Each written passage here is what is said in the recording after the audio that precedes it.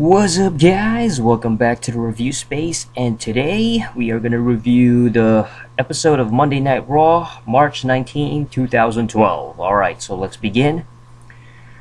Episode began with Punk and Jericho segment, and Punk was basically motivating himself, and he was basically saying that he was proud of his father, who was the accused drunk of Jericho last week. And despite the problems of his father and being a drunk and everything, Punk was like, I'm proud of my father, and I am who I am because of that.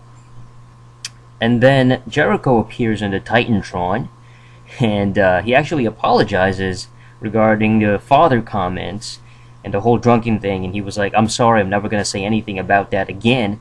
But then he brings up Punk's sister, which I didn't even know that he had a sister. But regardless, he went on to say that she was a drug addict, and Punk obviously gets pissed off, and he had some choice words that were actually bleeped during this particular promo. I suspected he said something along the lines of, "You're full of sh," and that was probably it. But it was actually quite intense. I mean, it's just interesting to see a promo that gets bleeped at this day and age. I mean, this is the PG era, and yet certain characters, and I think that this is a conscious decision, obviously, by somebody like CM Punk, who is considered an anti-establishment wrestler, who goes against the grain, and who will say something that will get bleeped. I mean, that's a given. So I think this whole, whenever he swears and whenever he cuts a sort of an edgier promo, it sort of keeps him a little bit more interesting. Where he sort of tries to keeps himself like, okay, I swear I'm not your typical cookie cutter, kid friendly type of character. You know what I mean? He sort of has to be himself, where other characters like whoever, the PG era type of wrestler isn't really allowed to go beyond that. But because Punk is a bigger name now, he is a champion, he's at least allowed to go beyond the creative boundaries of the PG, where, he's gonna get bleeped. It's like The Rock saying something like that, or John Cena saying something that's not PG. I just thought that, Chris Jericho did a good job. He's just a really good promo cutter. I just thought that he's golden as usual, and he was actually cheered a little bit by the crowd, the Philly crowd, and so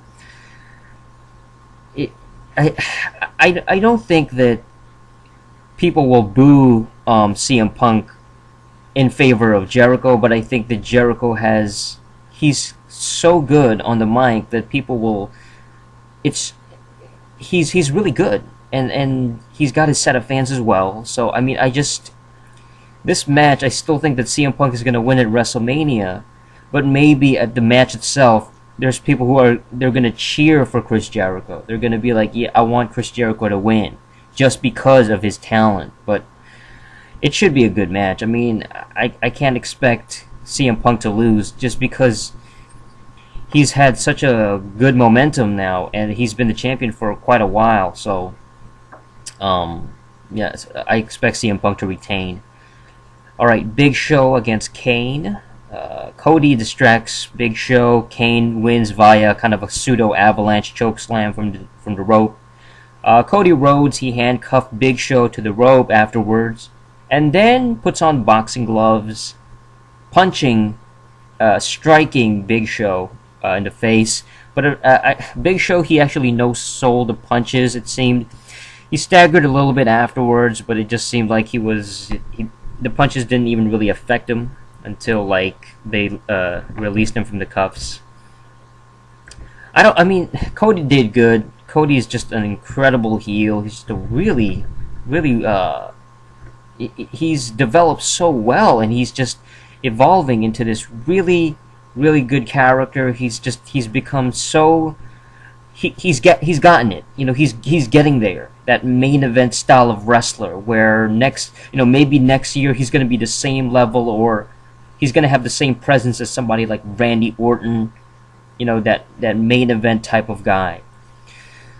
As far as the WrestleMania match, I don't know. I mean, I would suspect that Big Show wins and becomes the new IC champion and finally takes it from Cody, and so finally Cody would go on to, you know, bigger things like the main event status.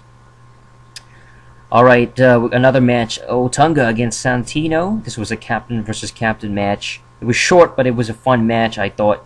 Santino had theatrics. It was very over with the crowd. He had a little pose down against Otunga. Santino's physique was actually quite impressive, considering that he only wears like a unitard kind of tights, and you know, he's actually quite cut, comparable to Otunga.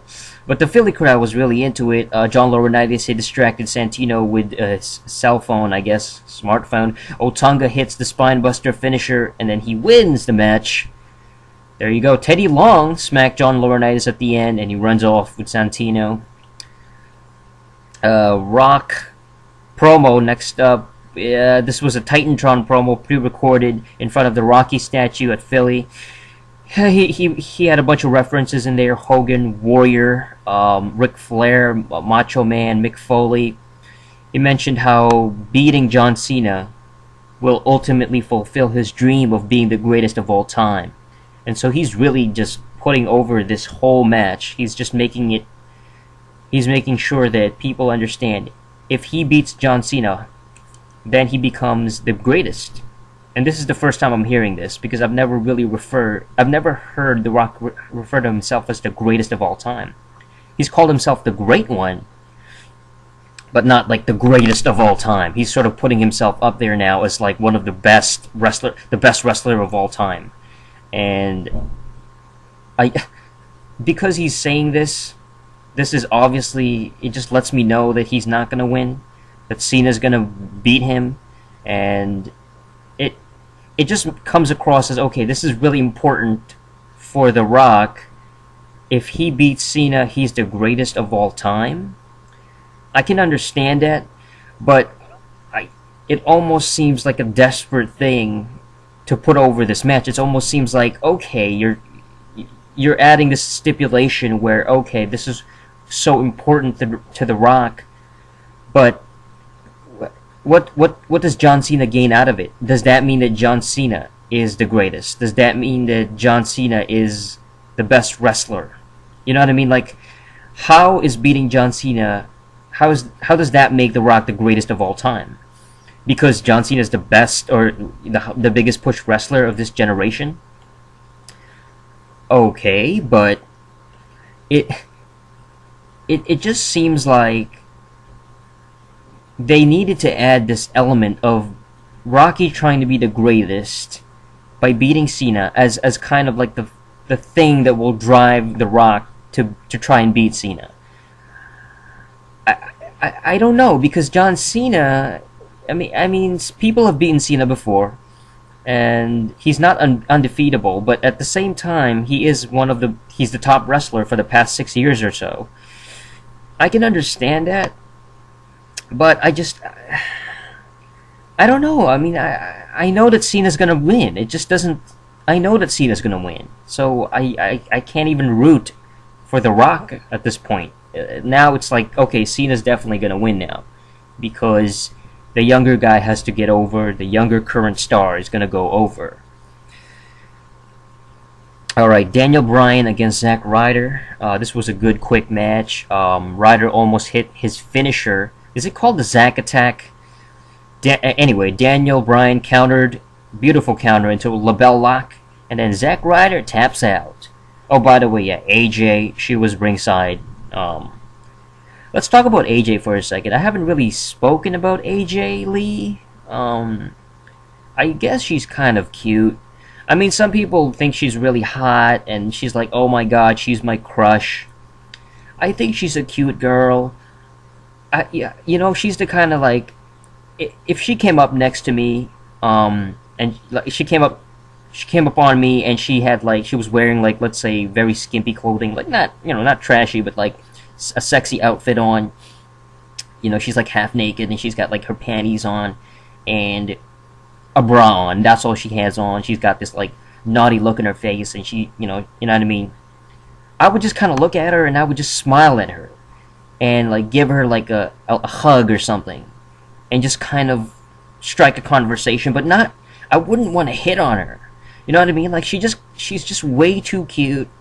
She's just this little cute little thing. Like she's just this she's like a little girl, and I just want to like pat her on the head, like, hey, how's it going, cutie pie? You know what I mean? Like she doesn't come across as this hot, sex bomb that you know what I mean? Like this, oh my god, she's so hot, I want to get with her kind of diva. And I think that's what kind of makes her unique, is that she's not necessarily a sex symbol, a woman who's like, oh my god, she's so hot, fan service type of character. She's more of a cute little, cute character. Alright. John Cena against Mark Henry. Now this was a good match. This was probably the best match of the night. And surprisingly, because you got Mark Henry and John Cena, both guys considered not the greatest technical wrestlers, but they put on an entertaining match. Mark Henry was booked strong. Apparently John Cena was involved in some kind of car crash or a car accident, like he was rear-ended or something, and so supposedly they're playing off that he's injured, or is there something wrong with his health? Is he alright? Is he 100%? Mark Henry almost won this match. It looked like he was about to hit with the World's Strongest Slam, but Cena countered with an AA. He got the pinfall. But then, right at the end of the match, when Cena's music hits, The Rock interrupt. Dun, dun, dun. And then he goes in the ring, he rock bottoms Mark Henry, blow! And then he abruptly leaves. And so the mind games continue. John Cena's just left in the ring like, oh snap, The Rock just one-upped me. Man. Alright. Miz declared to impress John Laurinaitis to earn a spot at WrestleMania 28. Talked about how it was the biggest drop-off.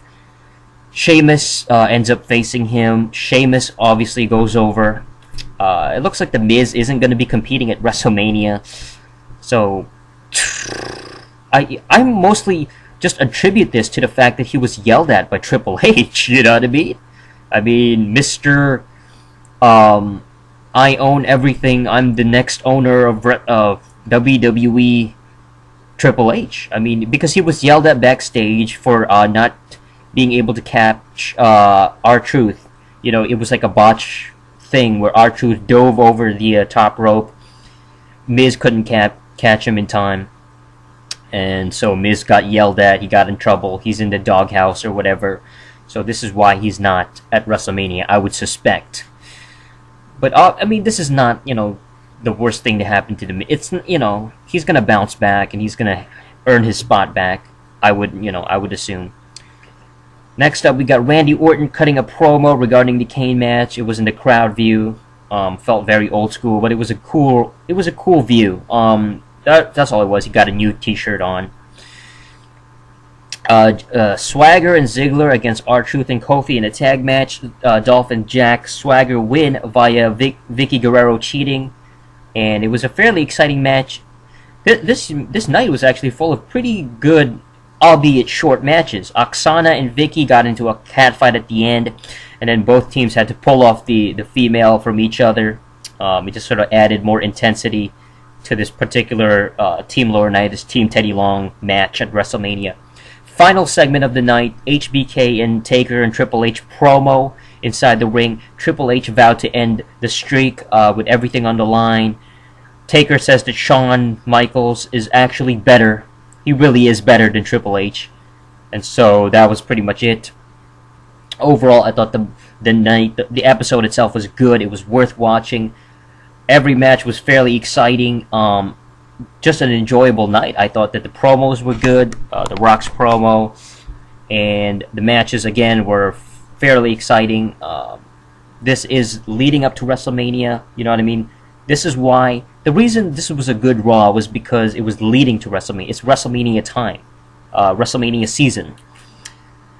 So I can only hope that next week lives up to this particular Raw. Like, it just has the same level of quality. Particularly because it's going to be like the last Raw, right? I think. Is it the final Raw next week? Yes, it should be the final Raw. My goodness. All right. Okay, so that's it for this episode of the Review Space, Monday Night Raw, March 19, 2012, and yeah, that's pretty much it. Until next time, ciao.